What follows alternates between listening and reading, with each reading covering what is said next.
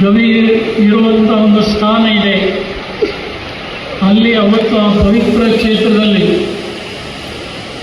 ಘನಲಿಂಗ ರುದ್ರಮುನಿ ಶಿವಾಚಾರ್ಯ ಸ್ವಾಮಿಗಳವರು ಯಾರು ಈ ಧರ್ಮಕ್ಕೆ ಪ್ರವೇಶ ಪಡ್ಕೋಬೇಕಂತ ಇಚ್ಛೆ ಇದೆ, ಯಾರು ಕಲ್ಯಾಣದ ಅನುಭವ ಮಂಟಪಕ್ಕೆ ಪ್ರವೇಶ ಪಡ್ಕೋಬೇಕಂತ ಇಚ್ಛೆ ಪಡ್ತಾರೋ ಅವರು ಮೊಟ್ಟ ಮೊದಲಿಗೆ ಜಗಜ್ಯೋತಿ ಬಸವೇಶ್ವರರ ಆದೇಶದಂತೆ ಶ್ರೀ ಘನಲಿಂಗ ರುದ್ರಮುನಿ ಶಿವಾಚಾರ್ಯರಿಂದ ಶಾಸ್ತ್ರೋಕ್ತವಾಗಿ ಲಿಂಗ ದೀಕ್ಷೆಯನ್ನು ಪಡ್ಕೊಂಡು ಮಂತ್ರೋಪದೇಶವನ್ನು ಪಡ್ಕೊಂಡು ಅನುಭವ ಮಂಟಪ ಪ್ರವೇಶ ಮಾಡಿ ಲೋಕೋದ್ಧಾರದ ಚಿಂತನೆಗಳನ್ನು ಅವರೆಲ್ಲ ಮಾಡಿದಂಥ ಇತಿಹಾಸವನ್ನು ನಾವೆಲ್ಲ ಕಾಣ್ತಾ ಇದ್ದೇವೆ.